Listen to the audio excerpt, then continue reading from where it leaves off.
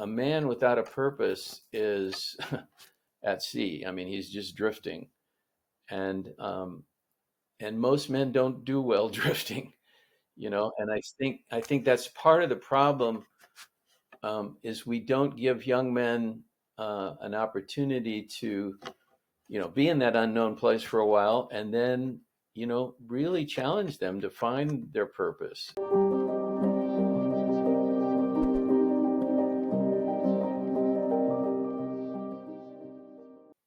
All the people I've talked to um, have been really valuable to talk to, and they're all kind of different, having different things to offer. Um, and a lot of them are well known or trying to be well known. But with you, it seems that you're not trying to be well known. And so I'm very delighted to have you on. You're not that well known, and yet you're very admired by everyone that I talk to. And my experience with you has been wonderful on our courses together. Yeah. And you, reading your bio, you have had formal training, a master's and a PhD. Right. And also, and you, please correct me if I'm wrong, but my sense of you is when working with you, it's like that's all informative, the academics, but where you come from seems to be much, really predates all the intellectual understanding of what's going on when it comes to healing and becoming whole. Mm-hmm. Right. And so I thought it'd be really valuable for me and anyone watching, if you wouldn't mind just giving a history of how you came to be where you are now. Well, well, as you know, I've most of my adult life I've been doing men's work, and I have a real clear understanding of where that started, because when my children were younger, I went through a divorce, and I ended up being a single dad. And I can remember the time I walked into a PTA meeting, and I was the only man there. and it's like, what's wrong with this picture? And I just said, oh gosh, there's got to be more men here, raising kids. There's got to be more men involved in child rearing. And so, yeah, from that moment on, I said, okay, I'm going to have to start a men's group, and I need support, raising my son and my daughter on alternate weekends. And so I just reached out. There was an organization called the Denver Free University, and you could just create a class on anything, And I just decided, okay, I'm going to start a men's group, and I had no idea what I was doing. And so, yeah, a bunch of guys showed up, and we continued on for quite a few years. And even after I left the group, that group continued to meet for another 20 years. That very first men's group. And, I just learned so much from doing that.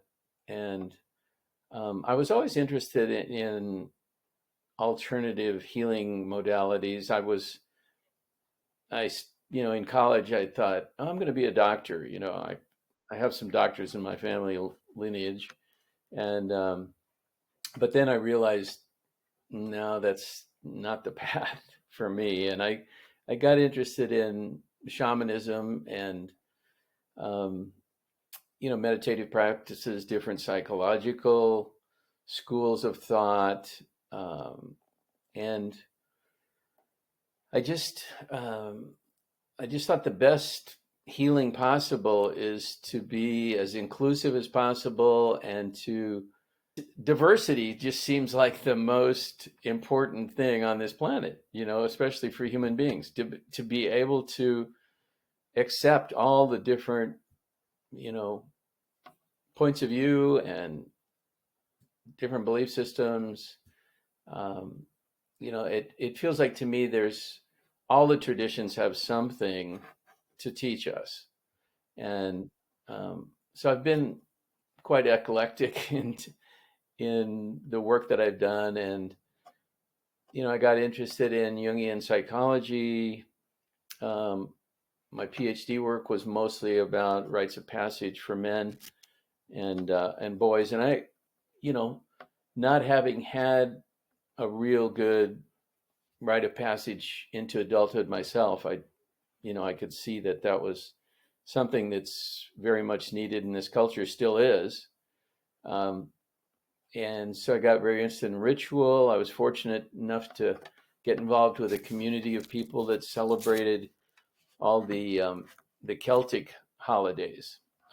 So we were a group of us were in an organization that we called the Earth Song Ceremonial Community, and so we got together, for all these in the Celtic tradition. The cross quarters, they're called, are more kind of interesting times of the year, like Halloween and May Day, and the other ones, called Candlemas and Lammas. And, so we got together and celebrated, and it was men and women. And, all during that time, I was with a men's group that I wasn't leading. It was a self-led men's group, and there were, and we explored all kinds of different traditions. And each of the men would bring in their own wisdom, and I learned so much from all that. Um, yeah, basically, I just learned a lot from all the men that came to our events. So I always saw myself as a person that was pretty good at creating experiential kinds of events for growth. I was never a person that could sit still for very long, and so I like to move. Got into body things, qigong and yoga, and yeah, um, yeah. I was always interested in the holistic perspective. It's got to whatever the things that drew me were the ones that included, body, mind, heart, and soul. And so that's part of the reason I created the Four Gateways process. Is it just seemed to resonate with me because there was a piece that included the feelings, there was a piece that included the action, there was a piece that included the thinking, there was a piece that included the more sovereign being aspect of the self.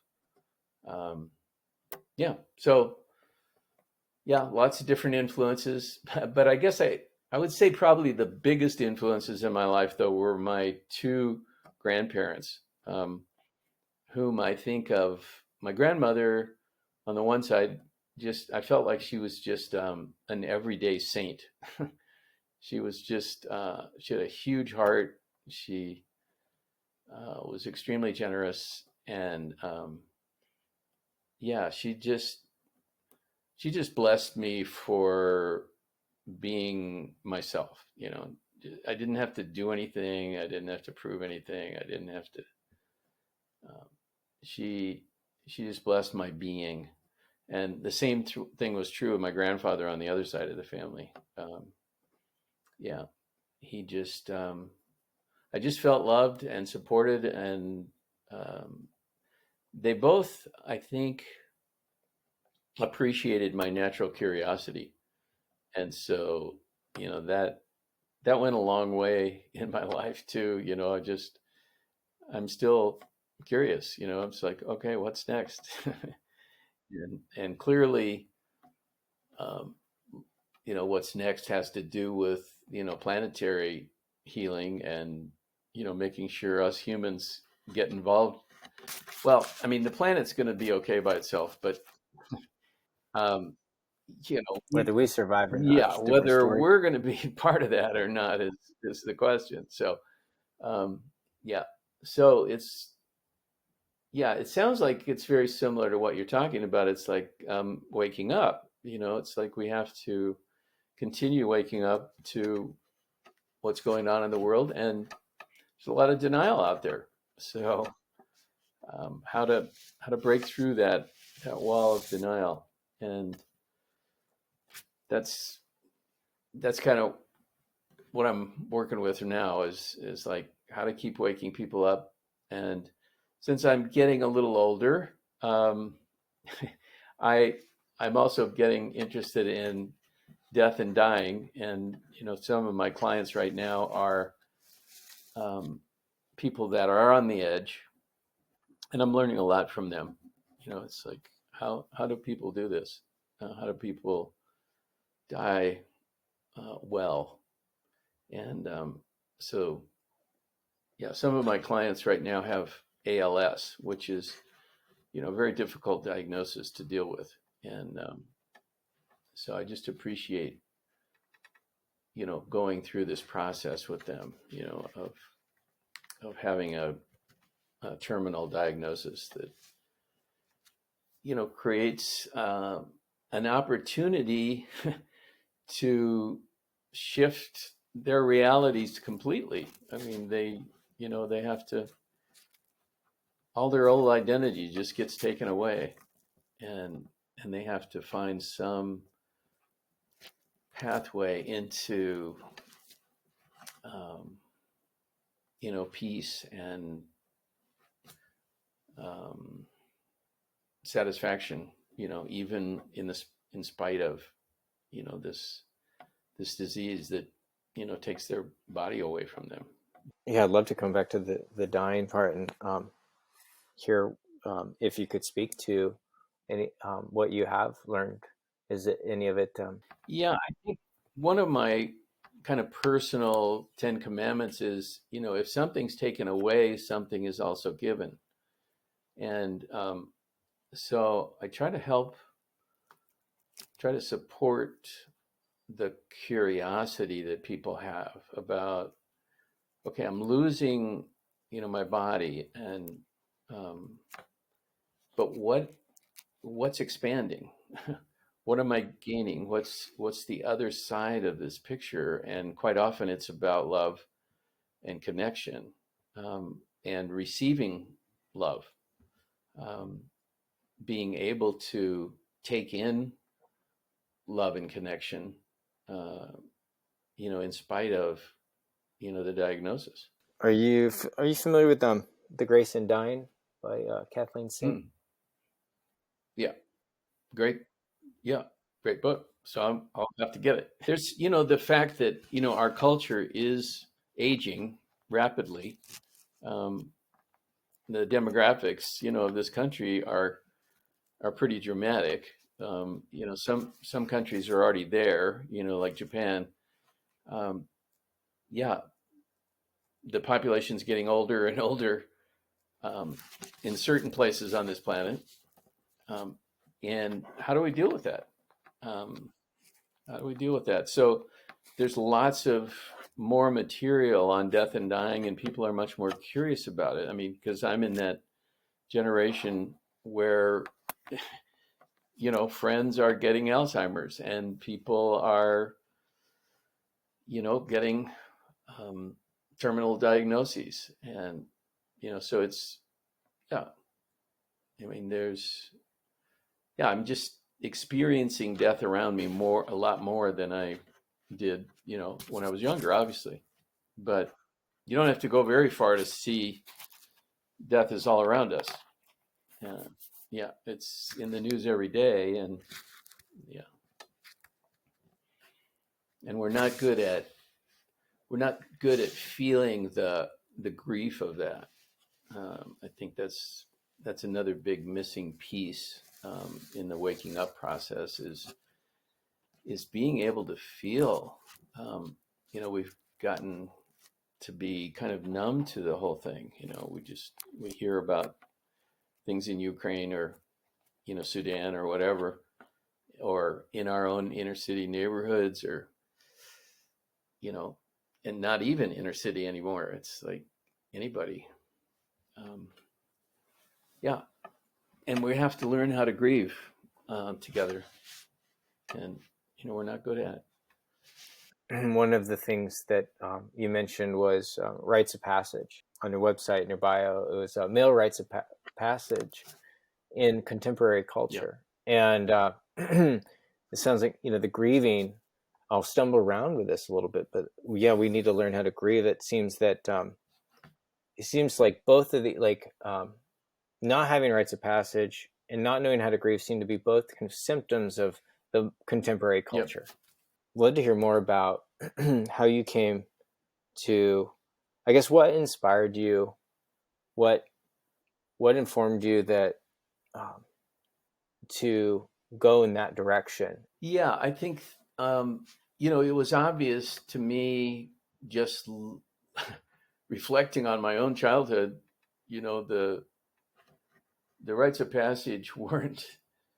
I graduated from high school, and I got a car, and had sex for the first time. All these things, but none of them were treated in a ceremonial or ritual fashion. We um,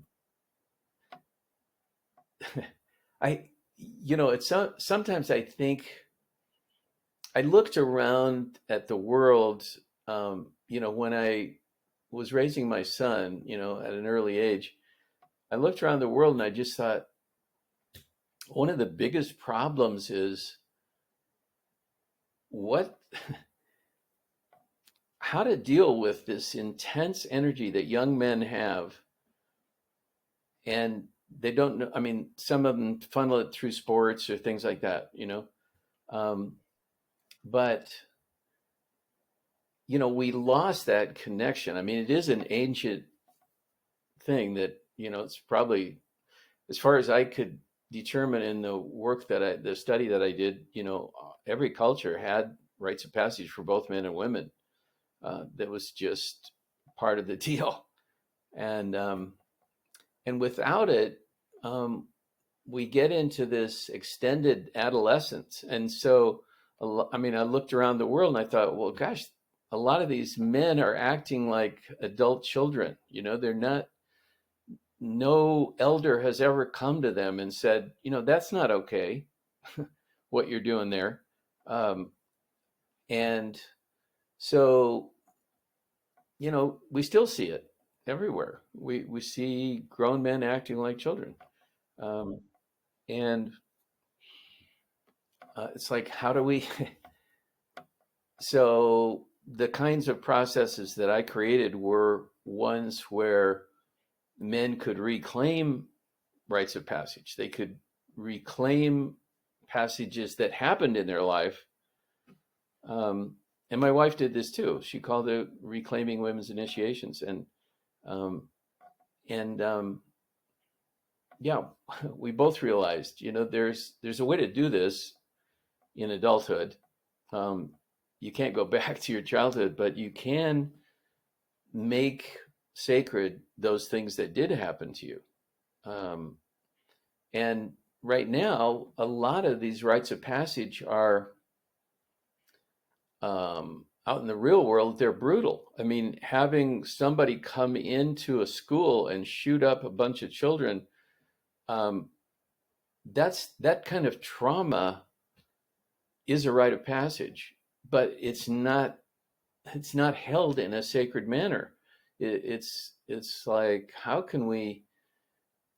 And of course, a lot of the shooters are these, children that never were held by an adult, never cared for like I was cared for by my grandparents. And um, yeah, it's just this tremendous, painful experience. I mean, if we don't have structured, and by structure, I don't mean, you have to go through this certain process in a certain way. It's like each community could create their own rites of passage for the unique children in their, experience. Um,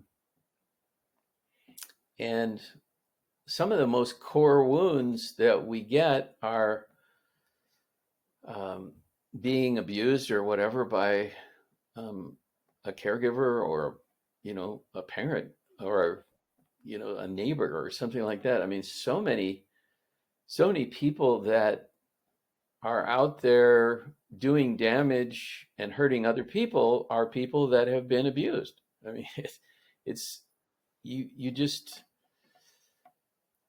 your heart is closed down somewhere when you're when you have those early experiences of a painful thing, and it's not there's there's no community to hold you and to support you through it and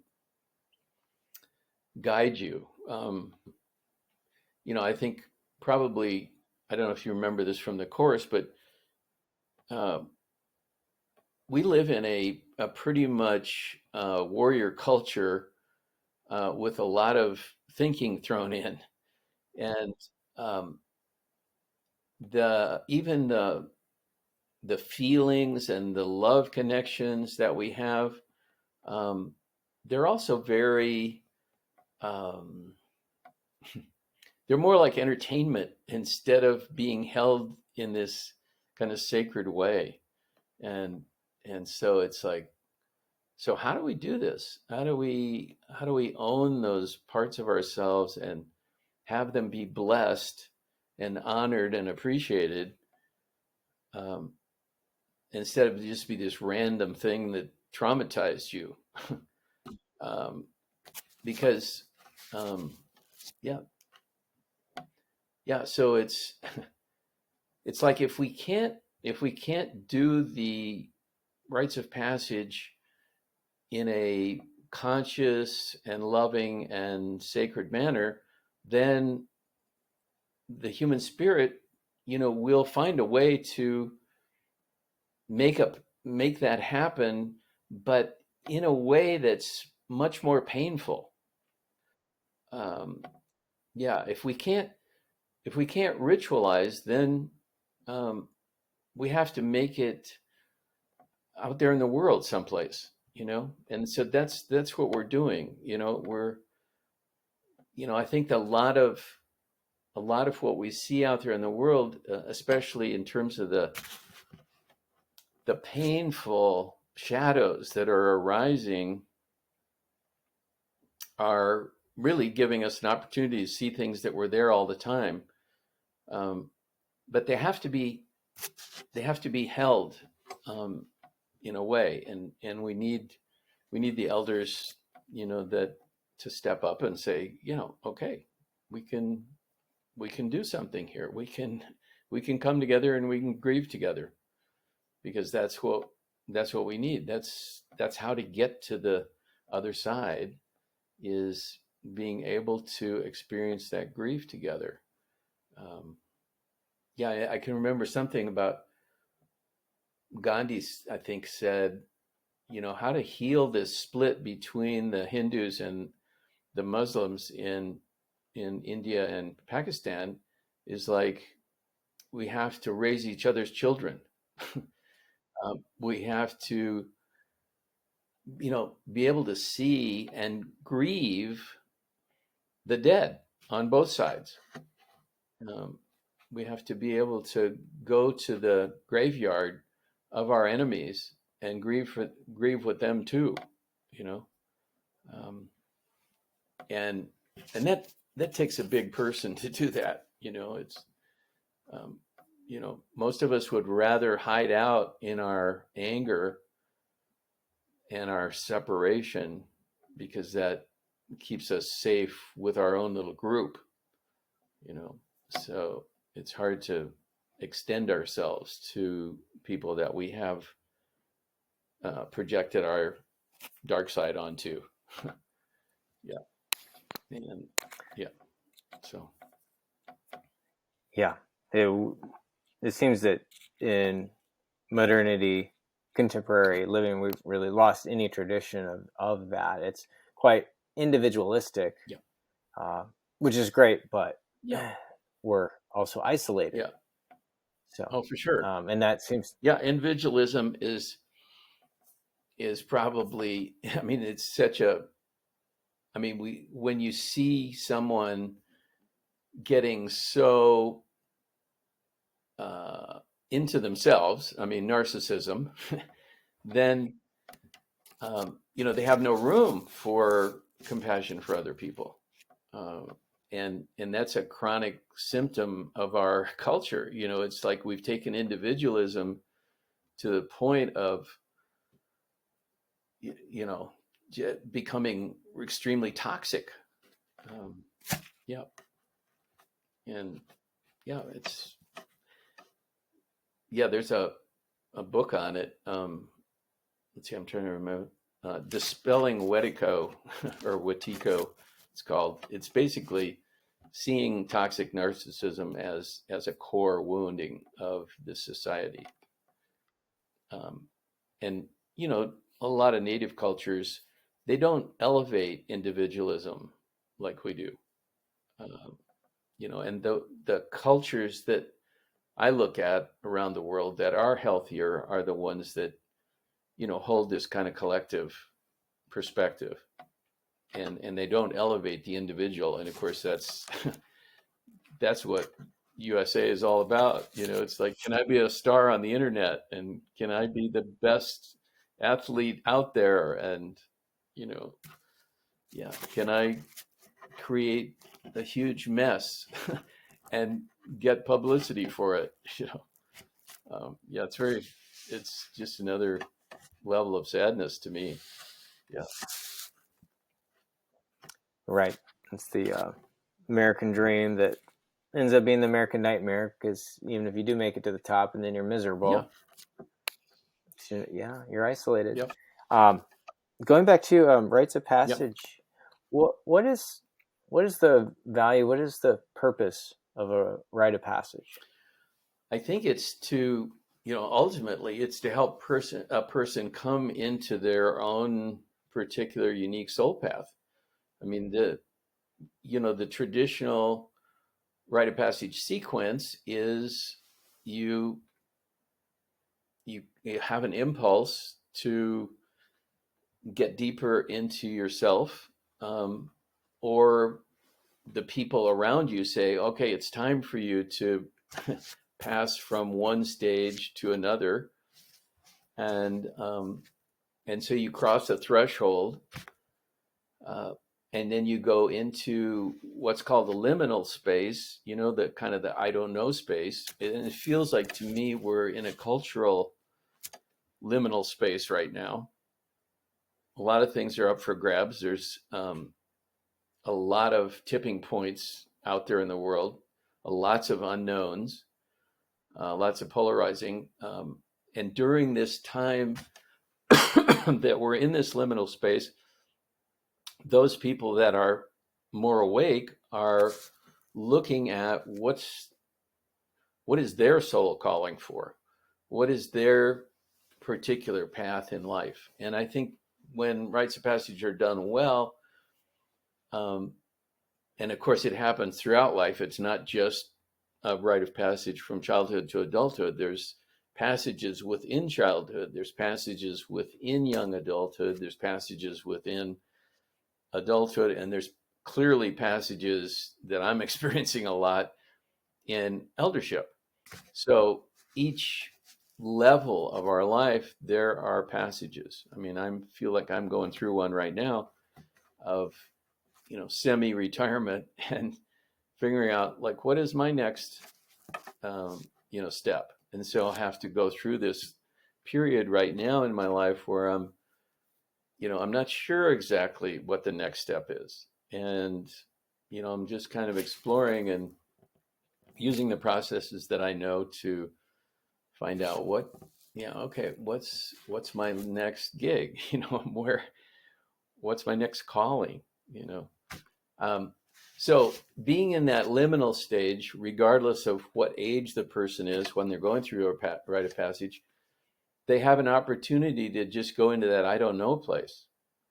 Um, and that's really profound for people. It's the scariest thing. I mean, we give up our freedom all the time for security and control. Um, and so people have a really difficult time going into that I don't know place, and being in that liminal stage. And we can see it in the whole culture right now. It's just, you know, what do we do now? I mean, um, so then of course the final stage is the integration phase, and that's you come out of that liminal place and you do get some clarity about what that next step is, and then you're on your new purpose, whatever that is. And I think that's, I don't know if it's true for women, but I know for sure it's true for men, and that is a man without a purpose is at sea. I mean, he's just drifting, and and most men don't do well drifting, And I think that's part of the problem, is we don't give young men an opportunity to, be in that unknown place for a while, and then, really challenge them to find their purpose. And the way our culture is set up, um, a lot of young men don't have opportunities that would make them feel like they're doing something for the world, I mean, and since we are so individualized, it's like my purpose is to become, a superstar, you know, and get rich or be famous or whatever. And yeah, and they're doing it in kind of perverse ways instead of in a way that feeds the culture and the society. Um, yeah, I mean, it is the curse of individuality. It's like when it's all about me, then how is that giving back to the culture? How is that giving back to society and the families? And yeah, so most of the men that I've worked with and have gone through, you know, vision quests, or gone to men's retreats and done rites of passage, they always come out on the other side with some kind of, it's like, whoa, okay, I'm seeing the world differently, you know. And of course, a lot of in contemporary culture, a lot of people are using, plant medicine and psychotropics to launch themselves into this new place. And I can just see a lot of young men out there now are really exploring this, as a way of shifting their reality. And I think it's great, but if it's done recreationally, it's not going to work. It has to be done in a sacred container again. It has to be done in the proper setting with the right people, and, held in a sacred manner. And then they can get something, positive out of it. Otherwise, it's just, a one-off thing. They might, go get high, have a good time, and but it doesn't last. It it isn't blessed and appreciated and honored and integrated. You know, I mean, that integration piece, doesn't happen, and so then, you know, oh, let's go do that again. Right. Doesn't mean Yeah, anything. it's just a quick high, and it doesn't satisfy some deep hunger. Um, but a lot of the young men I work with say, some of those experiences were life changing, if they were fortunate enough to be able to do it in a context where they were loved and appreciated. We have the contemporary purpose, which is individualistic, but the hunger I think we're talking about is something that's beyond my own selfishness or Yeah, and that's a negative way of saying it, but beyond just yeah, myself. yeah, yeah. It doesn't, it's not precluding getting some personal satisfaction out of something. It's, yeah, that's great too. I was just sitting with my men's group this morning, and one of the guys had a birthday, and the particular man whose birthday it was, we all reflected back to him that one of the things that we love most about him is he's always exploring edges, and he's a great leader, and he's a great coach, and but it, every step of the way, it's always got that bigger picture. Um, in part of his motivation is, he wants to leave the organization in a better place than he found it, or he wants to help that person be a better person. And yeah, he's always looking at the big picture, and I think that's true of most of the guys and most of the men in my men's group.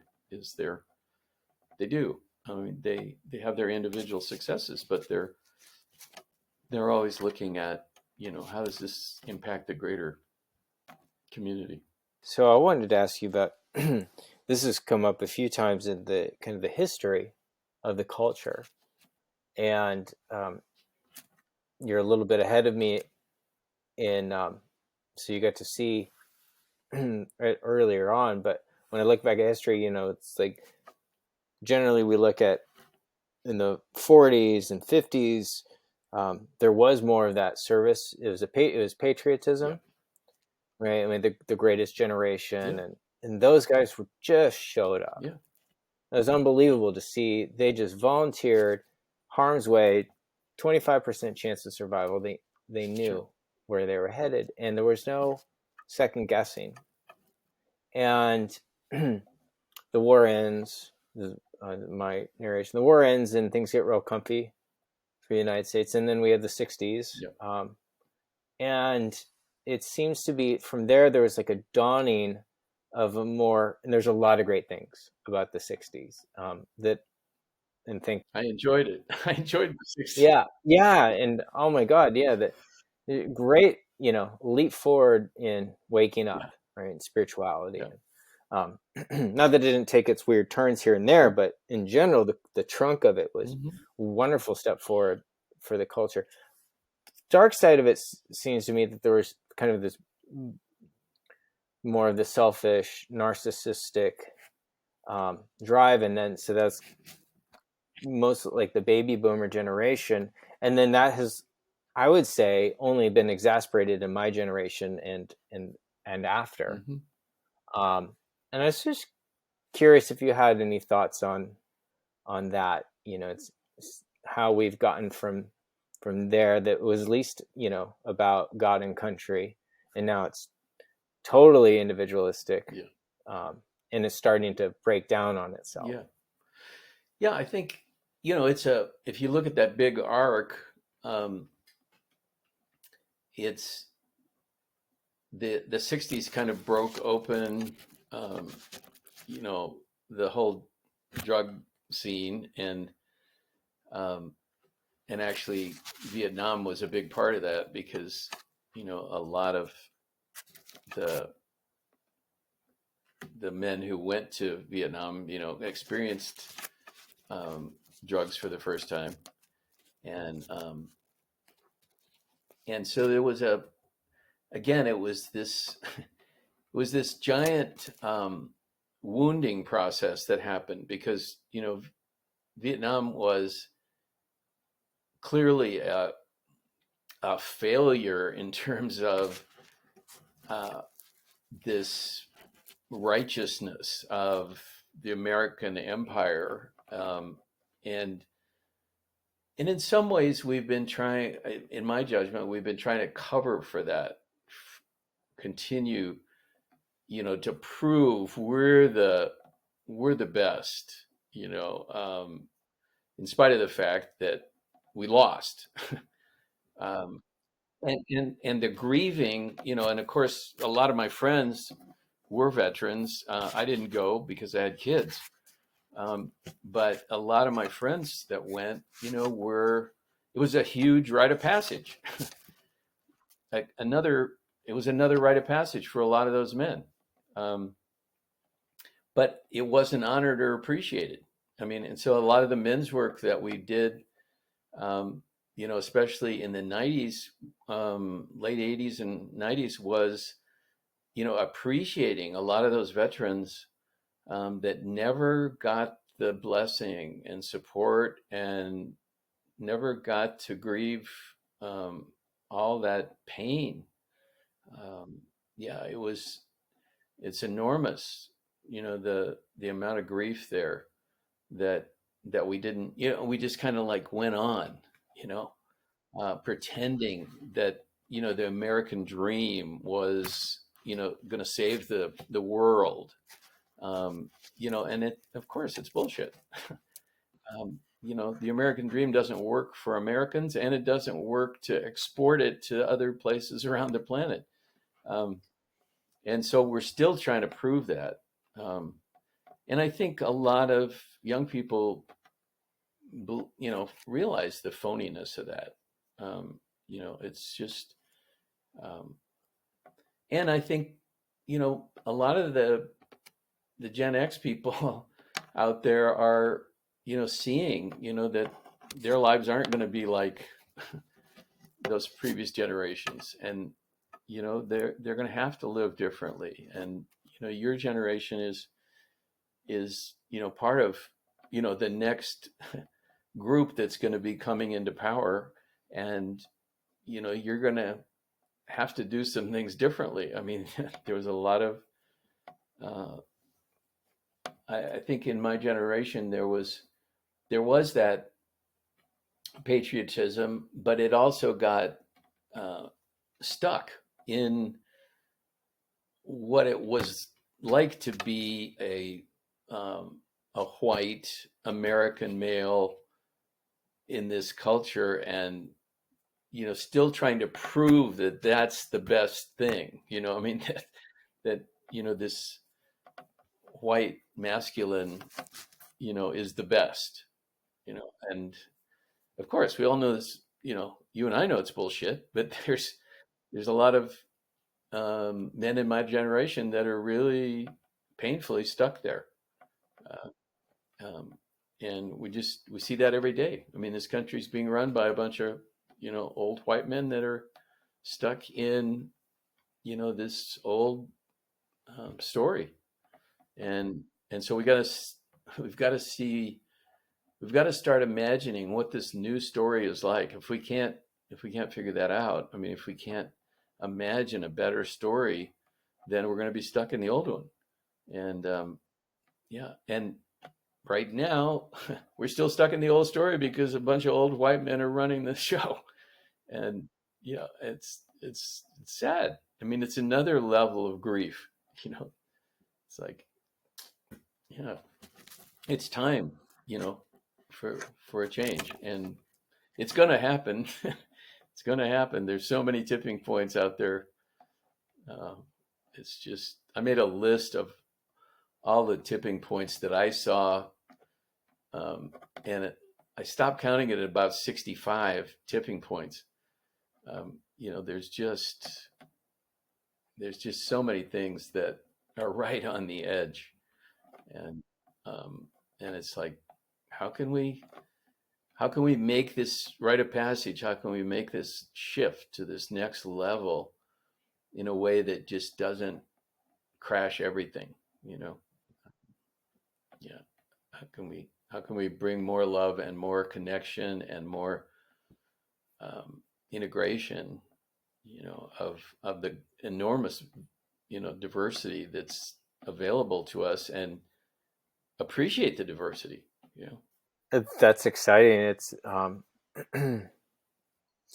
that there are tipping points, and the hopefulness that we actually make it something better. Yeah. That and I tend to trust evolution. Yeah. Um, that we might be tacking one way, but we're basically truing to north mostly. It's just kind of a Yeah. pendulum swing kind of a thing. Yeah, kind of from a practical standpoint, curious if you have any sense or words of wisdom, given at least my impression of the current state is, I've had it really good. I grew up with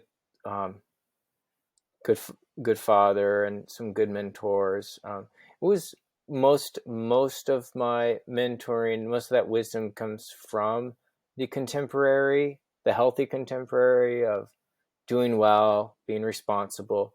There wasn't a whole lot of emphasis on serving community. Mm-hmm.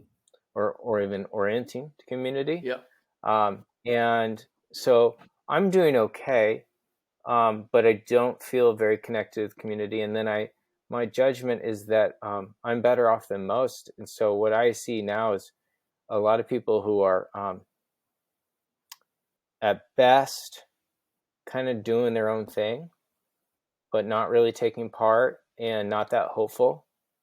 And at their worst, it's very nihilistic. Mm. Uh, and I don't see a lot, and I'm speaking also for myself, there's not a lot of individual activism as far as like becoming leaders, looking around saying, hey, we got a problem and I want to make it better. Instead, what I see is like, we got major problems and I don't want to deal with it because I don't, I look around and I see like all these people and my gut reaction is like, these guys are basket cases and I don't, it's like the negative part of me is like, it's not worth my time to get in there and try to help them. And so, and I'm just speaking candidly. It's not that I don't want to rise to the occasion, and that's why I'm asking you. For anybody like me, do you have any words of wisdom or? Yeah, I think I feel like the answers are not going to come from those of us that are happy and, I mean, are satisfied, let's say, with where we are. I mean, if we're, yeah, it just, we're, if we're busy just kind of hanging on to what we have, then, we're trying to protect this little isolated bubble that we're living in.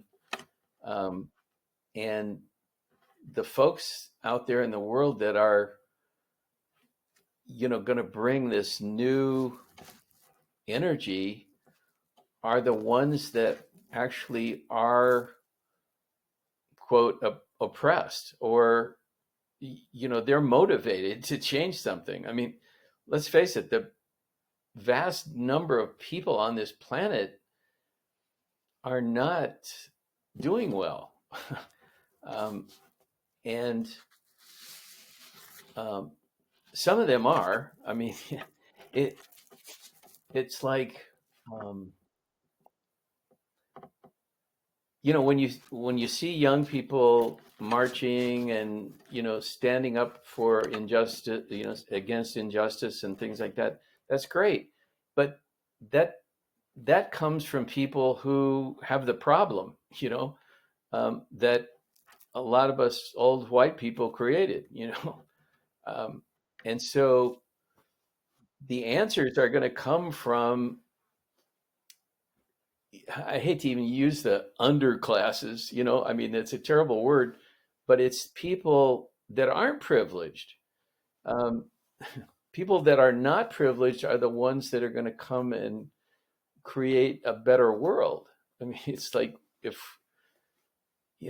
we're busy hanging on to, um, our wealth and our status and, whatever, we're going to keep trying to protect that. That's not motivation to change. That's motivation to hang on to the old story. And the old story is not working. The old story is not going to work for us on this planet. We got to do a lot better at connecting with nature and seeing nature as teacher instead of something that we can dominate and, um, take from. Yeah. It's, yeah. It's like we're animals. we're we're part of the system here, and the more we understand that, the better. Because nature is the ultimate teacher. I mean, we, all you have to do is look around. I mean, a forest and a jungle and the open ocean, and you know that's where the that's where the learning is. I mean, it's like how to come into. I was reading this thing. I think it was in a National Geographic article the other day. It's like um, there's this island near New Zealand, and they finally got all the they finally got all the rats and mice off this big island, and within a very short period of time, all the indigenous, creatures started coming back, So as soon as you got rid of the invasive species, um, then, the birds came back, the insects came back, and uh, nature knows how to do it, you know, and and we have to humbly admit that we're the most invasive species on the planet, you know. And it's like, how can we come back into harmony with each other and the world, you know? Yep. And I mean, things could be a lot different. I mean, there's lots of people. I mean, all you have to do is just pick up a book on permaculture, and you can see how we could live so much differently, um, and have fun too. Have a great time. Celebrate. You know. Yeah, thank you. Yes. So the story you're referring to goes something like, I'm on my own and I can do whatever I want, and it doesn't really affect me. In other words, I'm isolated and I can do whatever I want. Yeah. Yes. I mean, it's that isolation is not going to lead in a good direction. It's like what made humans humans, up until recently, was collaboration. I mean, and we have this natural, you see a disaster happening, one of these environmental issues like a tornado or something, and you know, people get together and help their neighbors, regardless of what their politics are or their skin color or whatever. It's like we need to, yeah. And apparently, we need, a big whack up the side of the head to do that. It's like, we have to see that there's a problem, and then we get together and help each other. Yeah. It seems like so back to the rites of passage. What I heard you say is, yeah, it's moving through this liminal space. It's a transition. It's formalizing that transition and making it intentional. Yeah. And structuring. I remember probably the best guided meditation I've ever experienced was from you. It was at the Men Leadership Alliance retreat. And the one you guided us through was a visualization of standing out front, and behind us were our ancestors. And it was like the visualization, what I saw was like a tip of the spear. Mm-hmm. And the ancestors had their hands on my shoulder. Yeah. And so there's something there, because, right. So in other words, like that was kind of like a rite of passage, right? That was going back, given that I was already in my 30s, but I could go back and do this now. Yeah. Right. And that was, so what I love about it, and I just realized as I'm talking about the tip of the spear, is great, because the tip of the spear as a metaphor is both the tip of the spear as an individual. So it's individualistic, but it's also collective. Mm-hmm. And why did I bring this up? There's a question in there, maybe not a question, but just appreciating that, how valuable that was, just to see myself as not just the individual, but playing an individual role. Yeah. But connected to the greater whole. And I could make the connection to ancestry. Yeah. Yeah, yeah. Yeah, that's so important. I mean, some cultures are also much better at honoring their ancestors than ours are. Some people know their grandfathers and their great grandfathers' names. Yes, And yeah, at best yeah, seems, yeah, yeah. at most, Oh, yeah. for sure. Yeah. Yeah. I mean, just, you know, we, a lot of us feel very rootless. We can't go back very far. And sometimes those who can go back very far, hold on to that too long and make it seem like, that's really a good thing. And we forget that, we're all moving forward together. Um, you can have that sense of who's behind you, but we're all moving forward into a new story.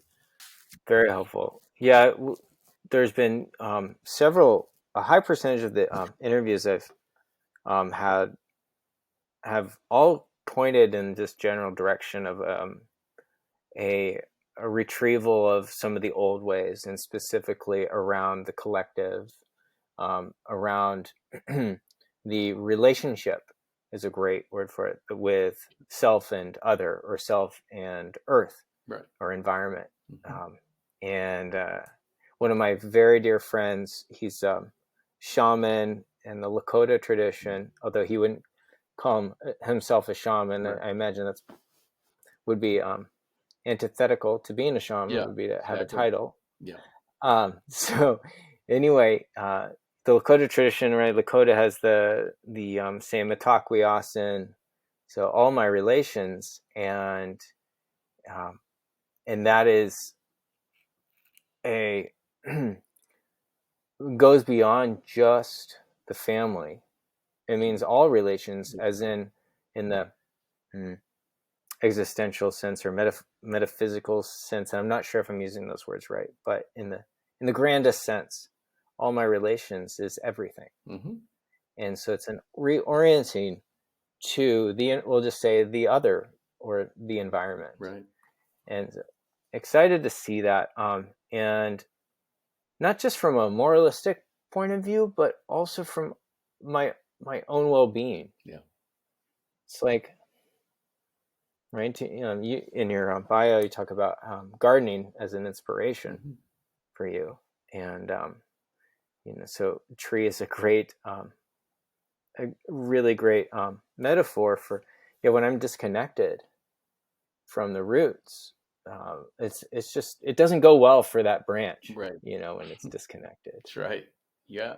You got to feel your roots and your wings, both. Um, it's like grounded and being able to fly into some new spaces. Recircling back to something we were talking a little bit about just a few topics ago, about um, what advice you have for these generations, given that there's a lot of nihilism, hopelessness. Um, I see mostly complaints, and the complaints are valid. Yeah. But I don't see a lot of people, myself included, picking up the responsibility of undertaking that. So one of the things, using that as a metaphor, what I see is a lot of complaints about the current system, which again are valid. But so in my judgment, there's so much complaining about it that it stops people from having that good faith effort of like, okay, let's actually, what do we need to do? So in other words, like, okay, sorry, so the complaints are valid and they're good. However, if it's just focusing on complaining and not, honoring, Yeah. picking up, what has got us here. Right. So like, it's like, okay, like, my ancestors, they're brutal, for all I know. Yeah. It's like, I'm sure, a family history of immoral, Yeah. immoral family history. And Everybody's got both in their lineage. yeah, so how, so given that, the atrocities of the past and all that, it seems to me that to properly move forward is to not um, like turn on that, right? Instead, it's like you were saying, is like in the beginning of our talk, the more of accepting, right? And so is I'm fumbling around, but I'm wondering, it's like to move forward, we have to kind of accept and love um, Absolutely. our past mistakes, Yeah, you know, sure. as a society. Yep. Yeah. Well, and that's key to finding the eldership and the sovereignty in yourself. Is we all have it. I mean, it's a question of um, stopping and taking a breath, and it's like, okay, can I find the part of me that is big enough to bless everything that's happened so far? um, because right here, right now, that's all we have, really, is this moment. And in this moment, can I wake up to the possibility of appreciating all the different aspects of myself, the light and the so-called dark, um, because everything that happened, you know, you were pretty much doing the best you could anyway. As I mean, 2020 hindsight, you think, oh God, I wish I hadn't done that. Um, but right here, right now, there is an opportunity to appreciate um, all of yourself. I mean, you and I are living, breathing miracles right now. We don't know how this works. I mean, we're made of a bunch of atoms that are recycled from some other beings and from the earth, and they're going to be recycled. But some magical thing is keeping us alive right now. And, it's like, what are we going to do with that aliveness? um, what choices are we going to make? I mean, and I think all human beings feel better when they're helping somebody else, when they're doing something beyond themselves. And that's um, that's inspiring. I mean, it's like, okay, let's find one thing that we can do to, for somebody else today, or think about somebody else, and offer them some support, and whatever. Um, yeah, I mean, there's always something you can do. Every day. You go to the store, you can say hi to the grocery clerk. Um, yeah. Um, and what you're alluding to is there's parts of ourselves that feel wounded, or um, discounted, or screwed up in some way or another. And but there's another part of us that can be big enough to say, okay, it's okay. I mean, we can imagine. Everybody can imagine themselves being kind of an ideal support person for somebody else or themselves. And that's what I do in a bunch of my trainings, is like, make sure there's some kind of a blessing for any part that feels like it's um, living some kind of terrible fate. That's because we all have that capacity. We all have that inner sovereignty, and we can find it, but we need help finding it. And that's I've got a training coming up in a few weeks, actually, that's all about that. You know, so it's Seth was telling me about that. yeah, Yeah. yeah, the inner sovereign training. It's like, yeah, finding that part that can bless, that can support, all the rest of you. Yeah, because it's there. I mean, it's flowing through us right now. I mean, something's flowing through us right now into the world, and we can choose what that is. We can choose, to have that be a positive thing, or something that's negative or difficult or painful or whatever. Being soul satisfied is is an inside job. So in a sense, it's very individualistic. But over the years, I've discovered that, a lot of us men need other men to say, "Hey, you're a great guy. What are you talking about?" You know, I mean, other people can see the good in us, you know, and then after a while, you kind of start believing it. It's like, well, these other guys think I'm a pretty good guy, and maybe I am, maybe I'm not so bad as I thought I was. Yeah, Yeah. Yeah, that bring me, full circle. You had asked, what I was up to with the podcast, and it was part of it was exactly that, was taking the tension off myself, yeah, serving others, even if it's in the smallest way. I'm quite self-absorbed, and even a benign little bit of narcissism, but I've yeah, woken up enough to know that I really suffer from that. yeah, It's not helpful. yeah, And I do a lot better when I put the spotlight on somebody else and appreciate them. yeah, So it's like that's my yeah, yeah, that's that's the salve to the yeah, existential suffering of meanness. yeah, yeah. It You know. is. You're exactly right. Yeah, perfect. Yeah, thanks for doing it. Thank you very Yeah, much. yeah, I'm truly delighted yeah, that you come on and spend some time with yeah. me. So, is there uh, a place where people can go if they want to learn more about you?